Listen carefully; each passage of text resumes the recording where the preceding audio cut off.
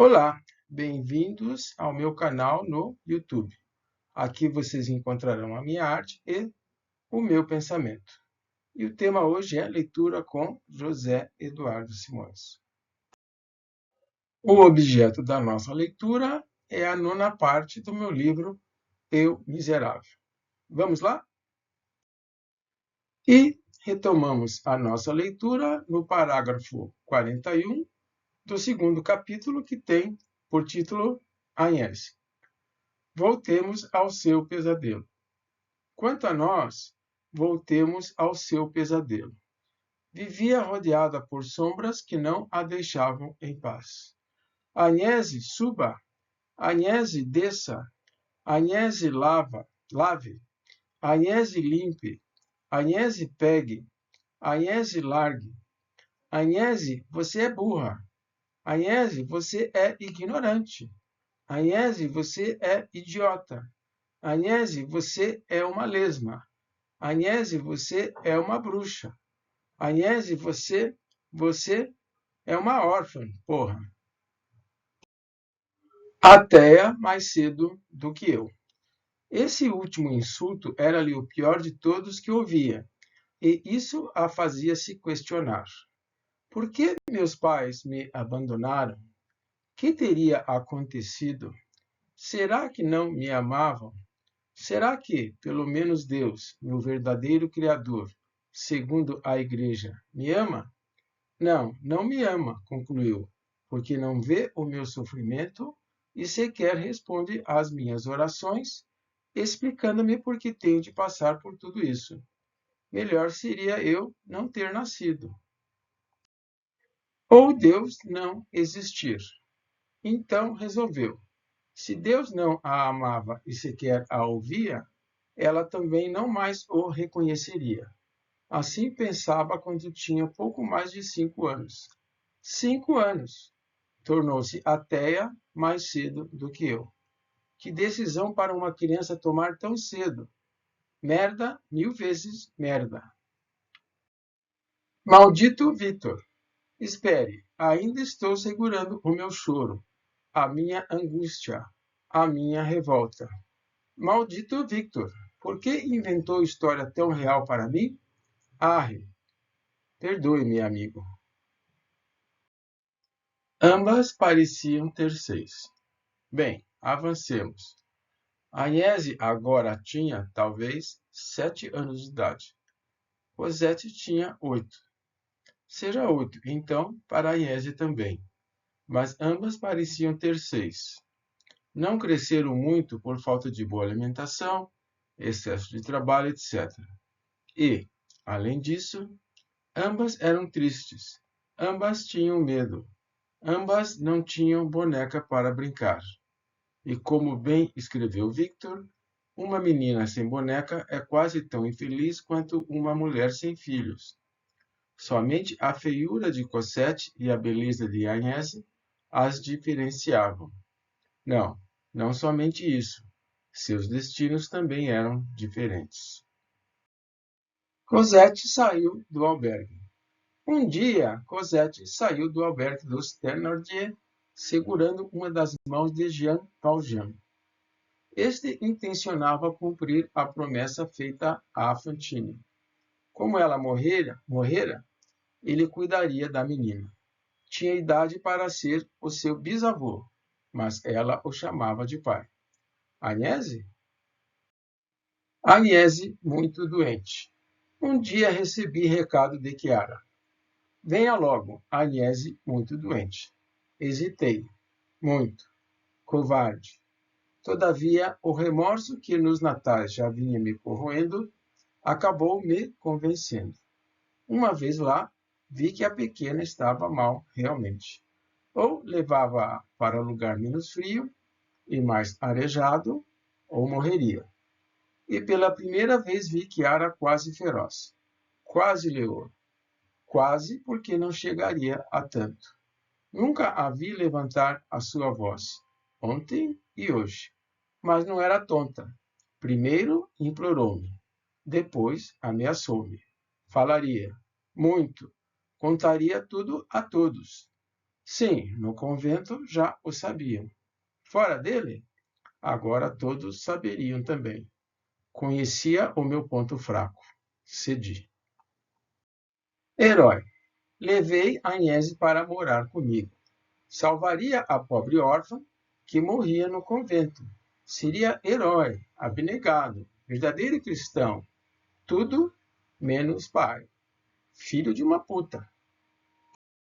Perdiam a empregada. Cosette saiu odiada do albergue dos Thénardier.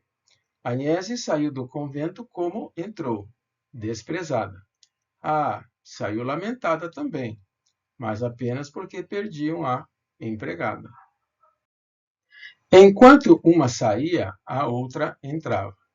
Cosette e Agnese obviamente não se conheciam. Assim, jamais poderiam saber que, enquanto uma saía, a outra entrava em um convento. Como era o convento? Não consigo me lembrar de como era o convento em que Agnese viveu os seus primeiros 8 anos de vida. Todavia, consigo imaginá-lo lendo a descrição que Victor fez daquele em que Cosette viria a viver muitos anos da sua vida. Descreverei o que acredito haver em comum entre eles. Ambos eram habitados apenas por mulheres. Ambos eram lugares sombrios. Ambos eram lugares pobres. Ambos eram fechados ao mundo. Ambos eram regulados por normas rigorosas. Ambos eram hospícios para algumas. Ambos eram cemitérios para outras. Não é poema. Arre. Não, caro leitor ou leitora. Não é poema daqueles esquisitos que costumo escrever. É lápide. Exagero? Bem, talvez valha a pena reproduzir pequena parte do que Victor escreveu. Acrescentei, entre colchetes, algumas palavras que julguei facilitar o seu entendimento do texto. Era a segunda prisão que Jean Valjean conhecia. Seu espírito, da prisão, recaía nas criaturas que tinha sob os olhos. Também elas viviam de cabelos cortados, olhos baixos, quase sem voz, não na vergonha, como os prisioneiros das galés, mas submetidas à chacota do mundo, não sujeitas a chibatadas, como os prisioneiros, mas com os ombros macerados pela disciplina. Os seus nomes também tinham sido apagados para que seus passados deixassem de existir. Eram conhecidas agora por austeros apelidos. Jamais comiam carne ou bebiam vinho. Muitas vezes iam até à noite sem tomar alimento.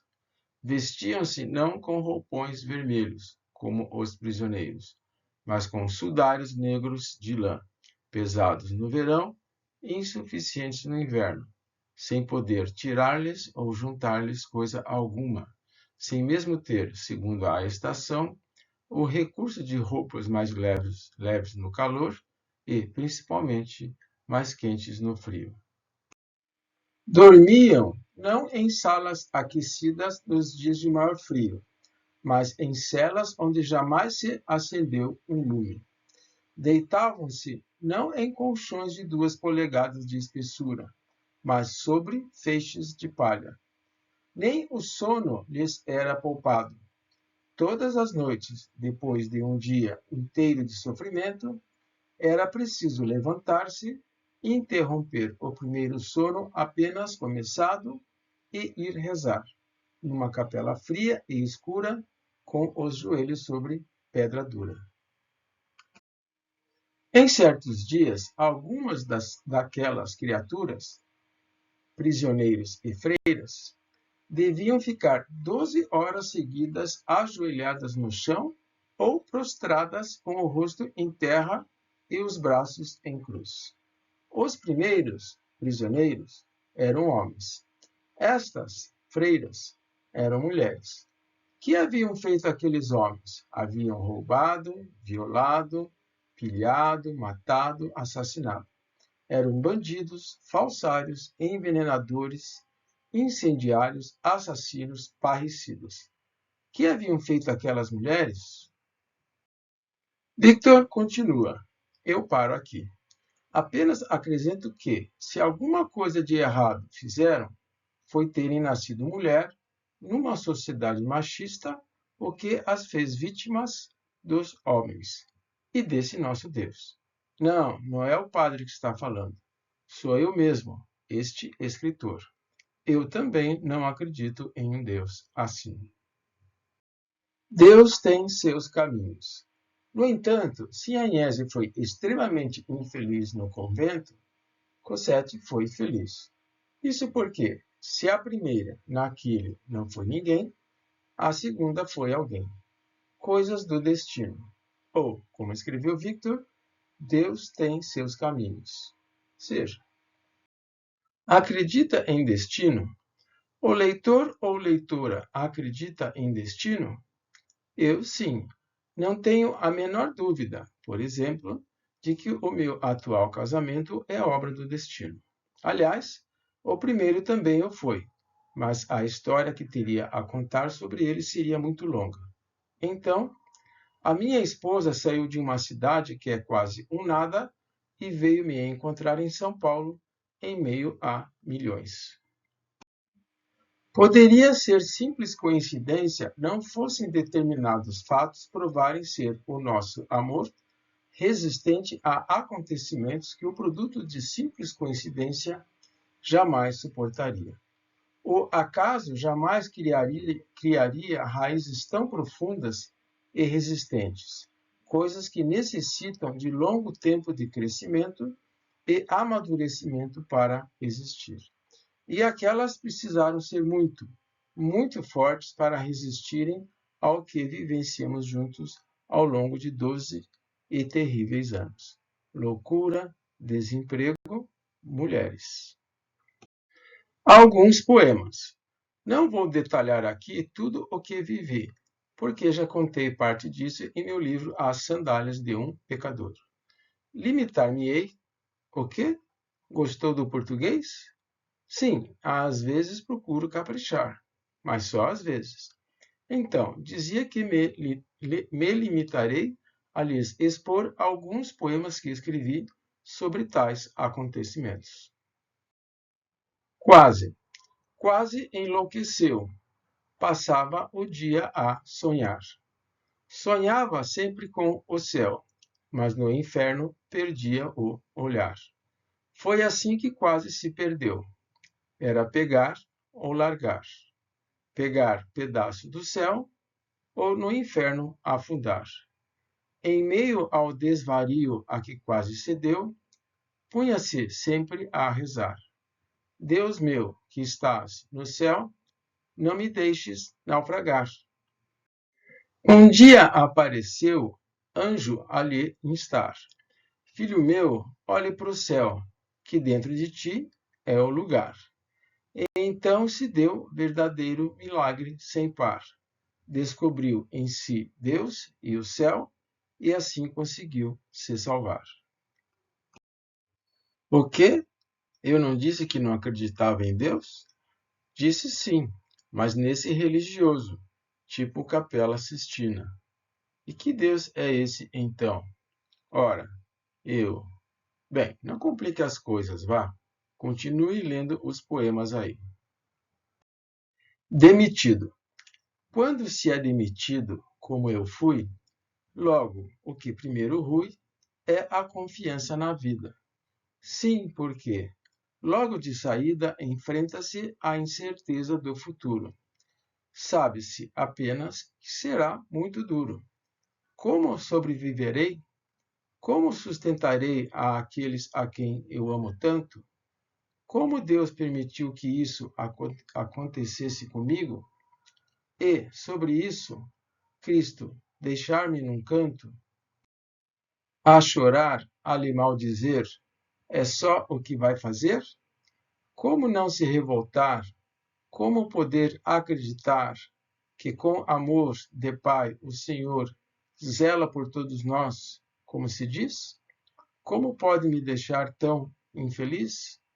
Como não se preocupar com a minha vida, como disse? Qual é, então, a saída? Como aos meus vou alimentar? Como a eles não deixar nada faltar?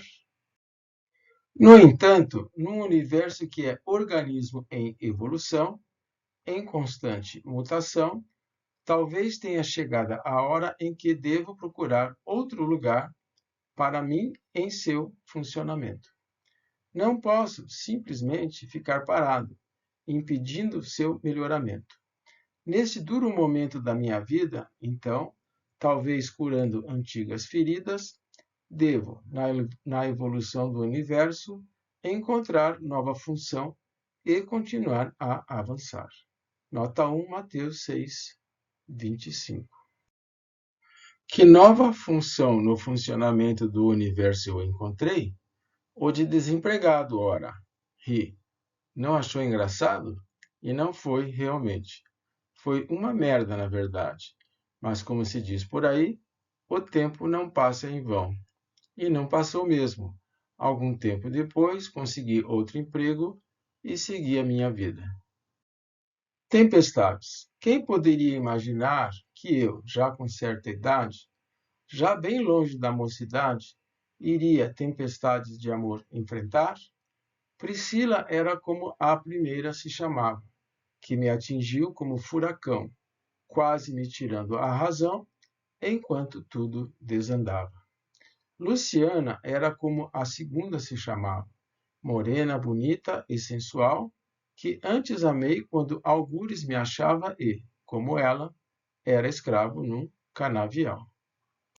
Rosemary era como a terceira se chamava, que conhecia desde a Grécia Antiga, que com ela filosofava, que com ela fazia cantigas. Mércia era como a última se chamava. Surgiu quando nada mais disso eu esperava, pois já tinha 52 anos e, para a minha vida futura, tinha outros planos. Todas, num espaço de poucos anos, revi.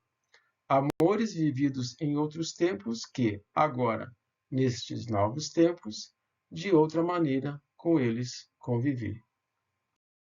E quando achei que tinha acabado, alguns anos depois, Aline, seja minha. Ah, esses seus lábios, lindos, carnudos e sensuais. Ainda um dia neles me perderei, e então poderei morrer. Sonho com isso há muito, enlouqueço quase. Jovem ainda eu fosse, amá-la-ia sem parar. Minha adorada bailarina. Ainda um dia não suportarei, não hesitarei em... Ah, Aline. Outro poema. Chocada, chocado, mas tudo isso realmente eu vivi. A minha esposa também. E ainda estamos juntos. A explicação, já o disse.